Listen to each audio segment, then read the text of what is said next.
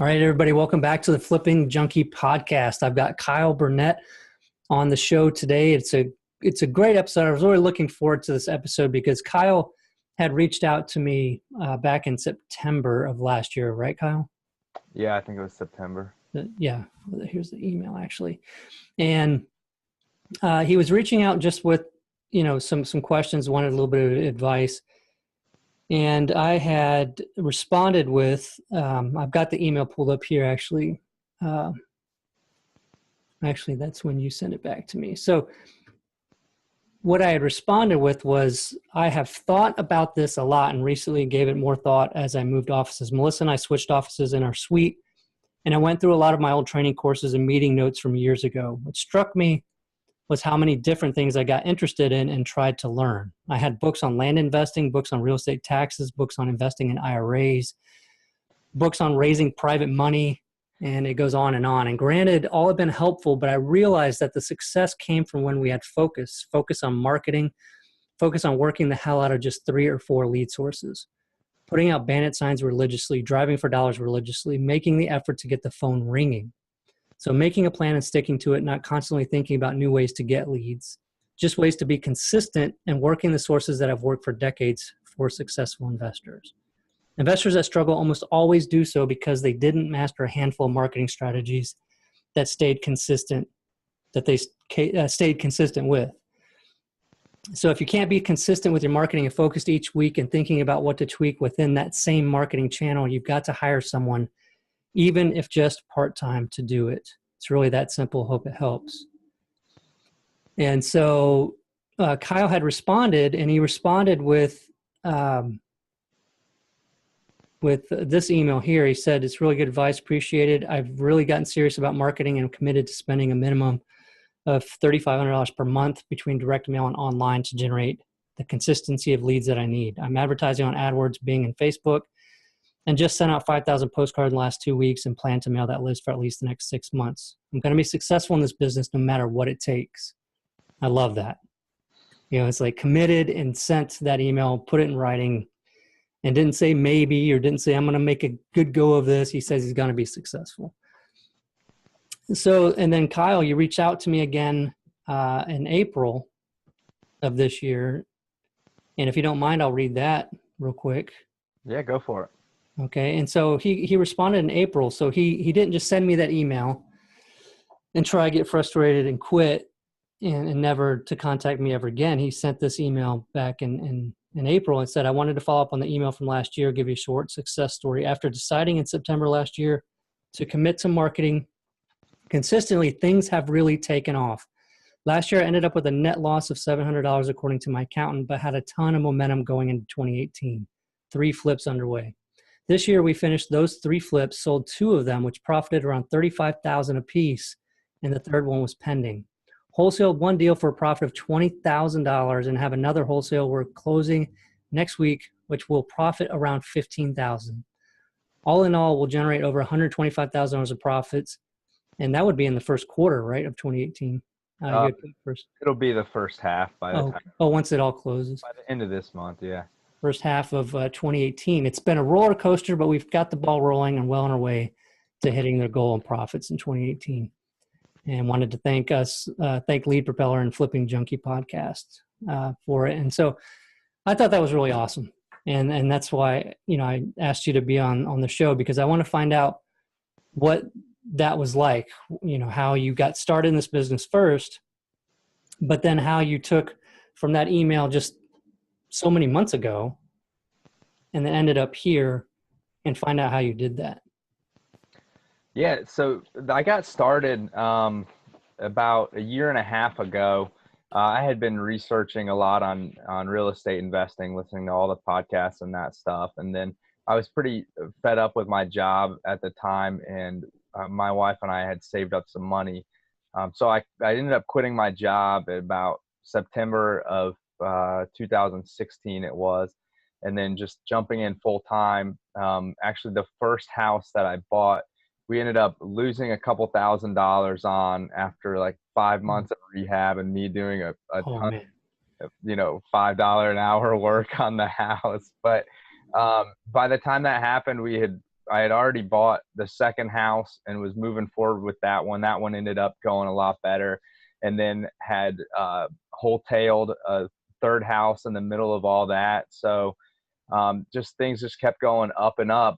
And I knew that going into the second half of last year and this year, that the only way I was going to be able to scale this up to where I wanted it to be was to get more deals and get more marketing. And I knew that the number one thing in this business is to have deals. If you don't have deals, nothing else matters. And if you have deals, then you can figure out a way to make money off of it.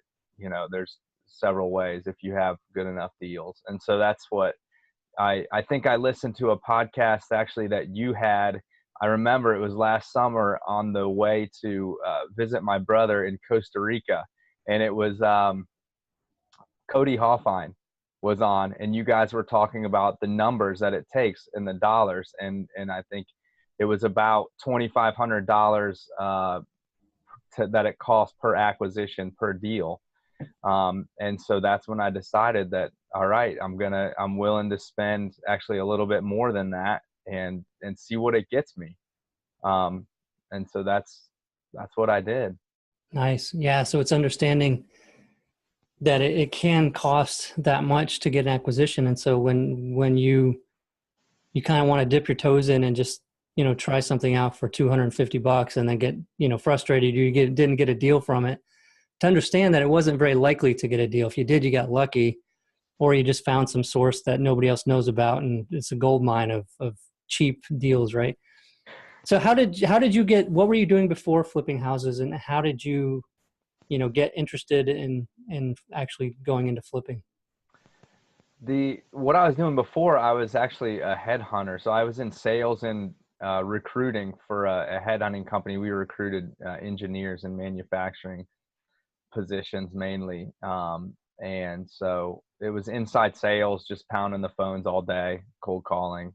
And so pretty fed up with that. The way I got interested in real estate investing, actually, it's funny. My wife, we got married about 2.5 years ago, and I owned a house, she owned her condo, and she sold her condo, and I had a decent chunk of change from that, $20,000 or $30,000, and we were trying to figure out what we wanted to do with it. So I started Googling, and real estate investing was something that came up. And so what was that search term? I mean, what did you how to make money from other? I don't know. Maybe I was just searching, real estate investing. I think I might have looked into like rentals or something like that, buying rentals. And then the more I researched it, the more I felt like I wanted to maybe not get into rentals because of I wanted something more short term, to hopefully quit my job within a couple years. So anyways, that's how we got into it, was just, we had some money that we needed to, could do something with. And I didn't just want to put it in savings or retirement or something like that. So that's cool. That is probably one of the first answers that wasn't, talking about Rich Dad, Poor Dad. I don't know how many people, you know what I mean? That book has got to be responsible for at least 50% of the investors out there. Oh yeah, without a doubt. Everything you hear is Rich Dad, Poor Dad. Right. And I think that was one of the first ones I had read too, and they got me really super interested in it. But yeah, so had some money and Googled looking for a way to do it, and found real estate investing and flipping houses. So when you started out, did you have any idea of what your goals were as far as, wanting to acquire rental properties, or you just wanted to get in and flip houses and see what you could do with it? Yeah, I didn't have any specific goals. It was mainly just, I was looking to get into it. Sorry, I've got a call coming in and it's ringing in my ear. I don't know how to mute it. Anyways, so I didn't want to get into rentals because I didn't want the long term, how long it was going to take. And then I also didn't want to deal with tenants, at least not right off the bat. And so I just decided I wanted to flip houses. I read a lot and listened to a lot of Bigger Pockets podcasts, and decided like that's the route that I wanted to go. And the goals for last year, I mean, really was just kind of, I was hoping to get some under my belt and make it a profitable year and try and at least replace my income that I made the previous year. So how did you find that first deal that you lost money on? The first one was the one that you lost money on? Yeah, the first one I actually found on the MLS. And it was, I sent out, looked at several houses on the MLS because I'm licensed, and sent out several offers, kind of lowball offers, and this one came back, and apparently it wasn't lowball enough. What do you think there was a combination of that and just maybe, do you think you spent too much and took too long? I mean, Yeah, it was what were some lessons from that one that you took away that you won't? Yeah, it was a combination of everything. I think, probably could have made some money if I knew, back then what I know now. And then the contractors were just taking forever. So, I mean, you hear it all the time, but I'd go to the house and do what I was doing, working on the house and painting or whatever. And then the contractors, they might not be there for days at a time, and they were going working on other jobs, picking up other jobs and things like that. So that was a big one. And then the material costs got kind of out of hand as well. They were, buying stuff at Home Depot on my account, but it just seemed like, they got pretty high. So those were probably the two biggest things that took the profit out of it. So what have you done to make sure that doesn't happen anymore? Well, I check in on the contractors. I've got some different ones that are working out pretty well, but I check in on the GCs pretty much daily to make sure things are getting done on the timeline that they're getting done. And then as far as the materials and stuff, I make sure pretty much daily I look at the what's been purchased and does that line up with where it should be, and are we spending, these are flips in the $100,000 to $150,000 range, so are we buying stuff that doesn't the finishes that are appropriate for that range? So you don't spell that out to the contractor before the job? What materials to use and scope of work? To be honest, I haven't been, and that's something that I need to get better at. So. Yeah, and it'll free up your from having to check on them every single day. If you have everything in a contract that spells out what materials to use and what's expected. Yeah. And then when they bid, they've got to include all that stuff. And so if it's down to the light fixtures and what the SKU numbers are and the cost and everything, then you don't have to worry about it any longer, and it's really on them, to do that. It's really helped us to be able to do more by not having to, worry about all that stuff and check on that. Yeah, that's really good advice. I think I've been pretty busy, and so it's like, oh, do I have time to do that? But I think, taking an hour to write a scope of work is going to save me days in the future. So absolutely. Yeah. And it's kind of fun to go to Home Depot or Lowe's or whatever and just write down SKUs and pick out the things that you're going to use for the typical price range of house. And then you've got it all written, and you just, once you start copying those scopes of work, you don't usually change them a whole lot for each property. Right. The material, I usually have the material spec as a second page or a separate page. And, it's got light fixtures, living room, bedrooms, all that stuff. And then it's all in there. Yeah. And, so that's a good way to do it. And then not having the material separate and just have them as a part of it, so that, you're not concerned whether they're spending money on things they shouldn't be because they bid it out. Yeah. So I think I got that from the podcast that Melissa was on. You just bid materials and everything, right? And they have a list of what the materials are, so they know. Right. Yeah. And that way, and I think that happened from some of our first ones because we just said how much to do the job, basically. And then they did it. But then whenever we would come to see things, it's like, oh man, what's with that fixture? Like, where did you find that?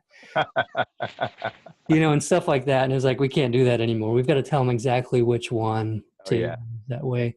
And then you can go and find the ones that don't barely cost anything but look great, and make sure that you know what you're. And then everything kind of coordinates in the house too, so you don't end up with some brass fixtures, some silver ones, and Yeah. all that kind of stuff. Yeah, we've been through a lot of that. Mostly whenever I was managing all those jobs, all those things. But so you did the first one, the MLS. So what happened? Did you switch to mostly trying to find off market deals then after that one? Yeah, it's 100% off market. I haven't bought anything off the MLS. To be honest, I haven't even looked on the MLS in probably 6 months, and there's probably maybe one or two that I'm missing out on. But the off market deals are way better, way more profit margins, and I think even though there's probably several investors that are mailing to them, it's not near the competition. And what I found is basically if you answer your phone or get back to them very quickly and try and get out and see the property as soon as possible, either that day or the next day, I mean, you're weeding out 90% of the other people that are marketing to them. Yeah, that's an amazing thing. Yeah, I'm glad you brought that up. And I don't think people realize that that's the case. Like, it's kind of who's speaking to them first and getting over there and getting the deal. Yeah. I want to find out, how was that for you, going from shopping on the MLS and making offers to agents, and then making the switch to actually having people selling a house call you, and you were going over and talking to them. How was that for you? The first several were pretty awkward kind of, and just uncomfortable, but once you do it, I mean, 5 or 10 times, you start getting a whole lot more comfortable talking to sellers. The inbound calls, they never get fun, having the people cuss you out, and the Mostly from direct mail, right? Or do you get that from anything? no, you don't get them from the website, but from direct mail. But it's comical. But getting comfortable with the seller, it's just something that you just have to go and do and get over. And I look back on, there was one that I sent out. It was before I quit my job, and I really should have locked this down. And I looked back a couple weeks ago to look at this property and see what they had made, and it was like, it about made me sick to my stomach. I mean, it was like a deal waiting to be done, and Oh no. I wasn't confident, and I didn't have financing in place at the time. But it's one under my belt, and it's a learning opportunity, and you just move forward, and you're going to have a lot of those in the beginning. And so once you get it, now it's like, it's nothing. You go on several appointments a day or a week, and, it's super Yeah, I fun. think it's smart that you looked back to look at what happened with some of those, like to find out what's going on, right? Like, if you missed out, why is that? And can you benefit from it? Do they pay way more than you ever would have? And then you can say, well, that's a buyer for wholesale deals from me, and stuff like that. But I even probably 2 years ago, I think it was about two, maybe 3 years. I think it was two. The same thing happened to me where I had bought, but I actually bought it and I wholesaled it. But I underestimated what the end value was when I wholesale. I think we made like 40 or 50K on the wholesale, which was crazy. Wow. But then whenever I saw, like a year later, I was curious, and I went and looked at what they sold it for. And I think whenever I did the numbers on it, had we done the rehab and sold it, it was like the 300 plus K profit. Oh, wow. Like, yeah, So maybe we should have flipped that one. yeah, yeah. But I had no idea. Even whenever I saw it, I couldn't believe that somebody paid that much for the house Yeah. after it was done. Well, and it's these days, the market, it's like, what you buy it for, and at least in where I'm at in Cincinnati, I mean, what you buy it for, and I calculate the ARV, and then 4 months later, you look at it again to see what you should list it for, and it's like, it can be 10, 15 grand more, Yeah, a conservative ARV. So yeah. And it's tempting, right, to start changing your numbers a little bit, but you got to be careful with that. Always look at it like if it goes up, that's just extra, that way. But yeah, so that's cool. So with the off market, did you find that you had uh, any questions asked of you from directly from sellers that you didn't know how to answer, and how did you deal with that? Um, I don't think there was anything that I didn't necessarily know how to answer. It was just, I just walked in and acted like I had been doing this and knew what I was doing. I mean, nobody really was asking, or did you just start doing this or anything like that. Um, they might ask me how long I've been doing it, and I just say, oh, I've been, a year or so, because I've been looking around and stuff. Um, but I think if you walk in and you act like you know what you're doing, then people just get a sense that you do. And even now, I mean, I might get questions that I might not know how to answer, but I'll just tell them, that I'll figure that out. Or a lot of those questions are also, stuff that the title company deals with. And I just say, hey, we have people that we deal with. We have a title company, and this is the process. Is I get this signed, I send this over to the title company, and then they'll reach out to you if they have any questions or need any information. So you can kind of put that on like, hey, this is where my expertise is, and then I have people that I work with that's their expertise. Yeah, that's excellent advice. And I used to take the cards for my closer at the title company and have those with me at appointments. And then if they had questions like that, I would give them the card and then go and tell them to call them and ask them any question they want about title or whatever. Yeah. And knowing that they could ask about us, and that our closer at the title company would say, yeah, they've closed hundreds of deals here, and they always do what they say and all that kind of stuff. It's just a helpful Yeah. thing. That's a good idea. But your statement about the whole confidence thing, about going in and just not making it seem like you didn't know what you were doing, even though you might have some of those doubts and stuff like that in the beginning. When you consider somebody that's considering selling their house and they're talking to a stranger that's in their home, you got to make them an offer to buy it.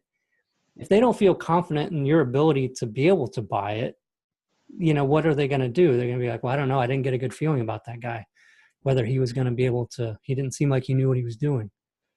And not from the answers, but more just from how you're presenting yourself. And I know that's kind of scary to some people that haven't done that and worked with motivated sellers, because they worry about those initial ones or how it will go. But like you said, fumble through those first ones, and it just gets easier.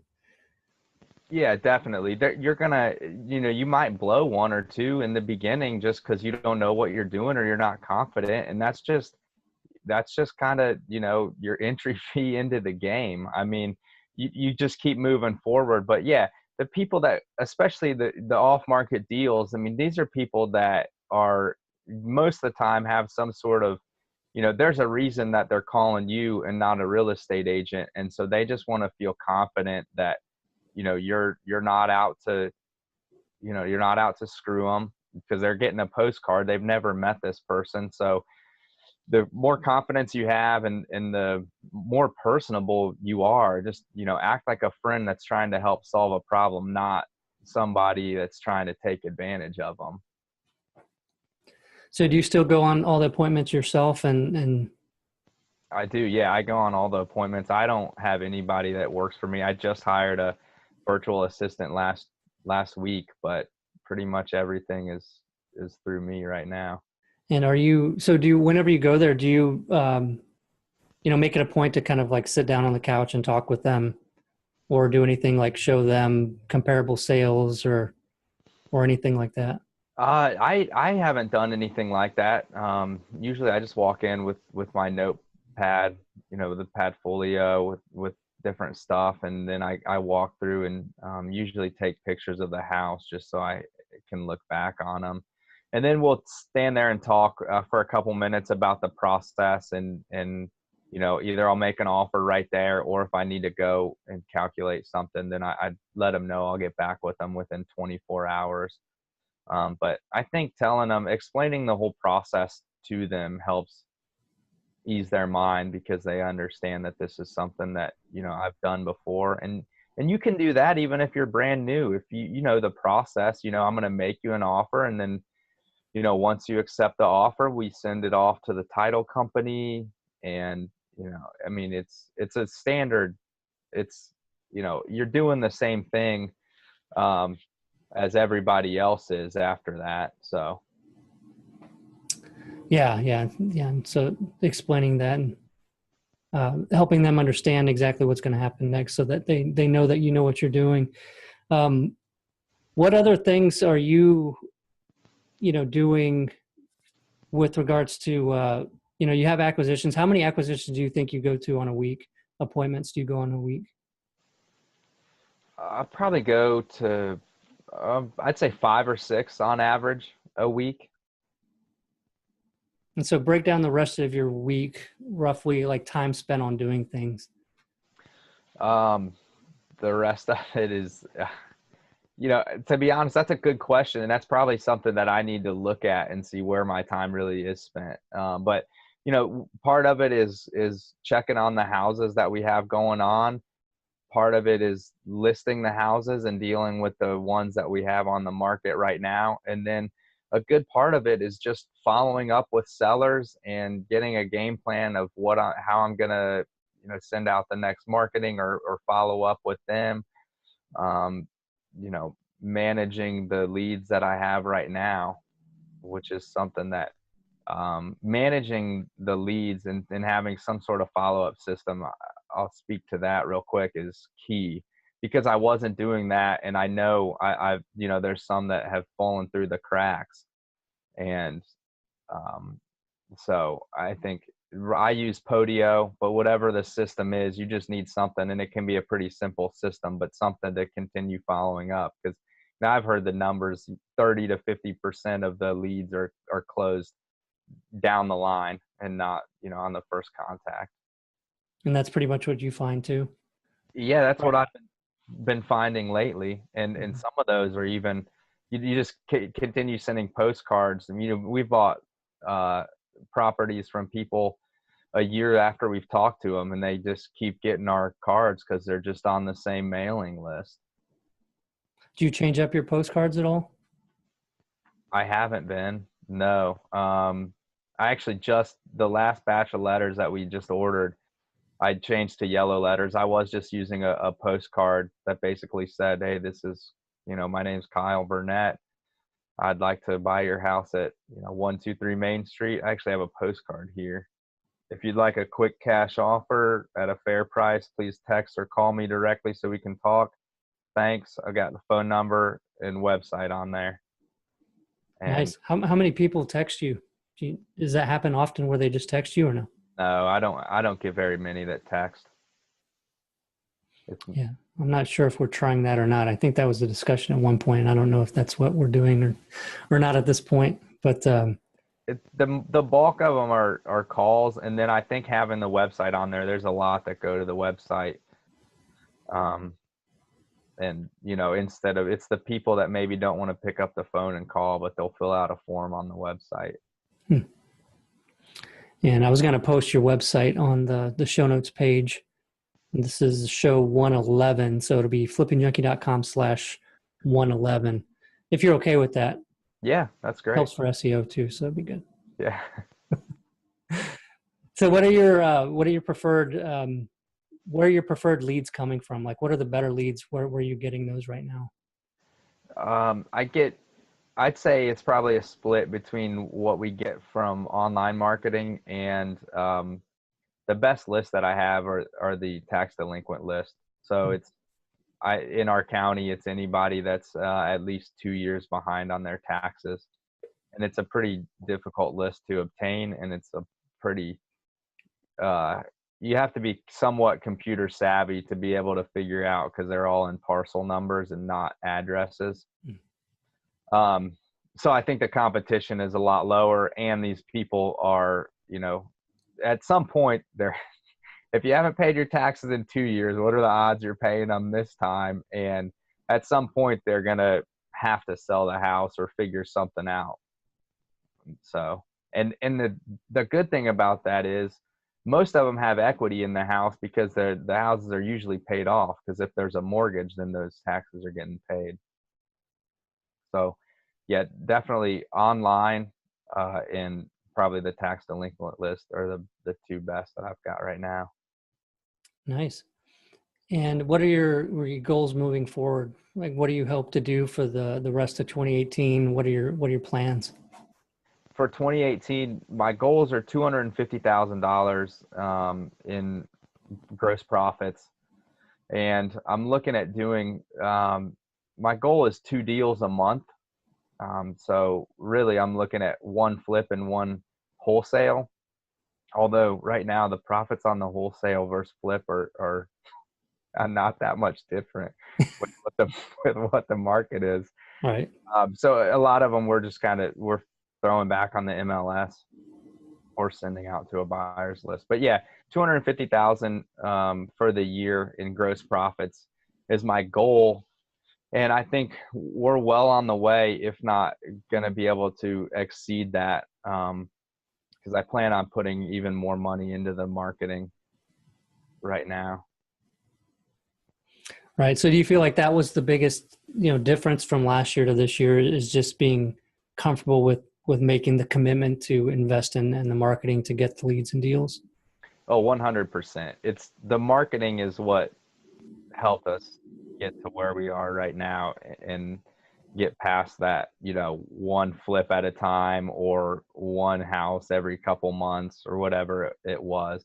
You have to be consistent and committed to the marketing, because like you said, if you're just putting in $250, $500 a month, and then you get frustrated that you're not getting any deals out of it, then you're probably not going to get any deals out of it, because the numbers just aren't there to support it. When you start getting into $2,500, $3,000 a month, then you can expect a deal or 2 deals a month. And if you have maybe a month that you don't do a deal or whatever, then maybe next month you'll do 2. But getting committed to the marketing is by far the number one thing that you can do, because without deals, you have no business. Absolutely. And so do you know what your numbers are for how many leads it takes for you before you get a deal, roughly? I haven't tracked that well at all. I honestly, I have no idea. Okay. But it's probably what, like probably 10 or 20?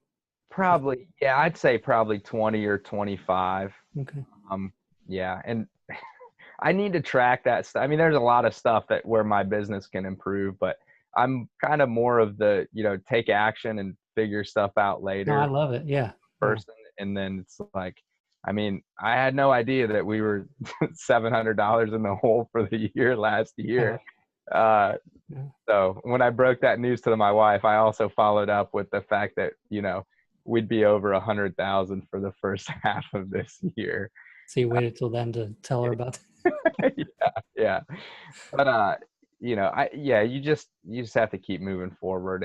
And that's another piece of advice that I would say is, like, you can sit there and track metrics, and you can sit there and have the nicest Podio, Globiflow setup or CRM or whatever. But at the end of the day, it's just getting the phone ringing, and you can tweak that stuff moving forward. Yeah, absolutely. Yeah, you gotta build some sort of traction, at least to even be able to have enough numbers to really do anything with. Yeah. Because sure. I think that's a good point. Yeah, if you're tracking this stuff and you're looking at these things and trying to tweak your funnel, but you don't have enough coming into your funnel, I think you're going to get a lot of false positives and a lot of false negatives where you just don't have enough information to go on to really make those decisions, whether to stop something or start something else or do more with another. Right? It's a good point. Yeah, I think if you're not sending out consistently for the same list for 6 months, then there's not enough data there to, if you just got 1 deal or 2 deals, you have no idea I mean, did you just get lucky and hit this person, or is this really a trend that this is a good marketing tool, or this, this is a good list, or whatever. So. And I was going to ask you too, on the tax delinquents, how many are you mailing per month roughly? It's not a ton. It's between 2,000 and 2,500. And that's, by the time I narrowed it down to the people that were 2 years behind, and then I took out, extremely high houses, and then houses that were valued at, $10,000 or whatever, it narrowed it down. So it's a pretty inexpensive list to mail to, and the response rate is better than anything else I've gotten. And what are you doing the postcards and letters through? Are you're just? I use yellowletters.com. I know a lot of people use them. I've found it to be the cheapest that I've found. I'm sure there's others out there, but they do a pretty good job. I can't complain. For the postcards and the letters? Yeah, for both. Okay. And so do you have any plans to try out any other kind of marketing, or are you just kind of working on what you're doing now and just doing more of it? I've got some plans. I do want to start getting some Bandit signs out there. And I think the way I'm going to do it is hire somebody, for whatever, a couple bucks a sign, to set them out and see what that looks like. I actually bought a bunch of Bandit signs about a year ago and never got around to putting them out. So how many do you have? Like 200. Oh. Is it legal where you are?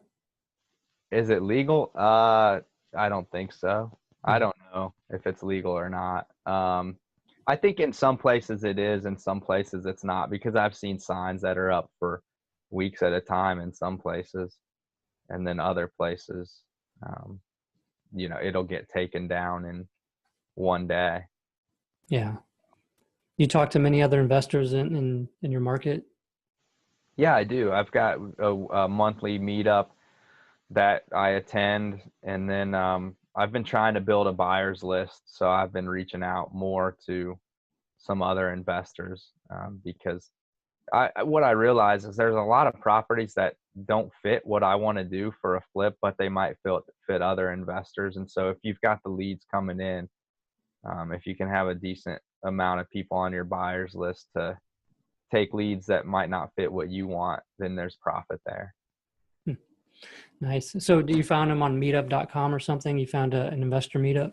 I found it on biggerpockets.com, and it's actually Joe Fairless. It's his meetup here in Cincinnati. So it gets we get a pretty good amount of people there.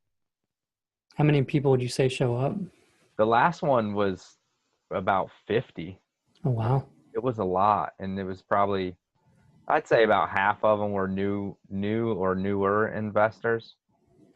And then there's also a lot of value in the Facebook group, in that group, because everybody shares contractors and recommendations and things like that. So it's pretty nice to have that group in there to help each other out. Yeah, I would see if anybody else is having success with Bandit signs, or if they're getting in trouble for the Bandit signs, or yeah, that kind of stuff, to see about doing that. That's a good. Yeah, I kind of feel like the people that get in trouble are the ones that stick them up really high up on all the telephone poles and put 50 of them down a mile stretch of road. Yeah. Do you guys do Bandit signs anymore? I know you used to. Yeah, we used to, and there was talk of doing it again, but I don't think that we have. Been focusing most of it behind online, just getting enough from that to not be doing some of the other stuff. We were going to get back into the driving for dollars stuff. So Melissa saw good numbers from that. Really? We didn't do a ton of deals from it. We didn't do much of it at all in the last year, but she was wanting to get that going again. So let me ask a question. When you do driving for dollars, you and Melissa aren't out driving. So do you have an acquisitions manager, or do you hire people to drive for dollars? Yeah, the people that are working with us are going out and doing that. But I actually enjoy doing it. And I was thinking of, taking one weekend or one day, a month, and just going and driving. Because we also want to buy more long-term investments. Yeah. long-term properties. And so I was thinking it'd be good to get back out into those areas because I haven't gone out to look at houses in so long. It'd be good to go out and see the areas again because I know that the values have gone way up. Sure. And just get an idea and feel again for those areas. Yeah. I was looking into doing driving for dollars and the Bandit signs. Those are probably the two things that I would add to what I'm doing now that I feel like the direct mail and the online stuff is going pretty good. Yeah, I think, it takes a little bit more effort, but really, I think those are the things that, it's like people have success with those and then feel like they need to move on and do something that doesn't require as much work, but then they don't have as good as results. And so it's kind of good.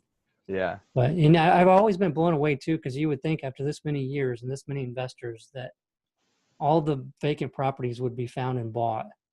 You know what I mean? By driving for dollars, but there's always plenty of them. Yeah, there is. And I think maybe finding the owners, but then again, I guess somebody's got to, you'd have to be able to find them. So yeah, I think there's just not a lot of people doing the driving for dollars. I think, people are sending postcards. You definitely see stacks of postcards and letters. But I had a guy, I want to tell you a story. I had a guy that we're actually buying the property next week. He called me and it was a different phone number. I use Call Rail for my call tracking, but this one was actually directly to my cell phone. And he tells me that he's got my letter and he's interested in selling his house now. And I asked him how he got it, and he said, "Oh, I've held on to this letter. I got this a couple years ago." And he's held on to it for like 2 years. And he calls me up, and when I went to meet him at the appointment, I said, "Well, how many other investors did you call?" Because I knew he was, going through his stack. And he said, "I had about 10, and I called about 8 or 10." And I said, "How many of them did you get a hold of?" And he said, I think it was like 4 or 5 that actually answered. One other guy was supposed to meet out at the property at that same time, and I was the only one that showed up. Oh, wow. It wasn't any other real competition there. But it just goes to show you that, if you stay in the business for it doesn't, you're not looking at 10 years, a year or two, then you've probably beat out, 80% of the competition. And then just answering the phone and showing up at the appointment. Yeah, it's not rocket science, right? No, it's not. It's really not. It's funny how much people put into marketing and then they don't follow through on the calls, answering the calls or calling them back right away, or sticking with the sellers and following up. Yeah. Yeah. And that was always one of the things for me too. Is like, you see my phone ring and I'm busy doing something. And the question that always go through my mind is, if I don't pick it up and it's the 10th one, it's the deal. Like, I've gone through 10 other leads and this is the deal. I don't want to miss the deal and have to go through another 10 leads. And so I'd always pick it up, because you never know which call is going to be the call with the super home run deal. Yeah. And so if you miss the call, you could have missed the super home run. Right. Exactly. And I think a lot of the sellers it's like, in this time, in this age, people just, they call everybody that they can, and they might go, all through all their letters and postcards, or through all the websites that they can pull up, and whoever answers, they might set an appointment. And then, if you make them an offer that they're interested in, they don't even wait on somebody else. And so it's kind of the first person there has, all the pull. And so do you try to set the appointment up like the same day and as soon as you can? Yeah. If I can, I'll try and set it up that same day, or at least, the next day if possible. Obviously that's not always feasible, but yeah, if I don't have anything going on that afternoon, or I can squeeze them in somewhere, I'll ask them to meet me, in an hour or two if they can.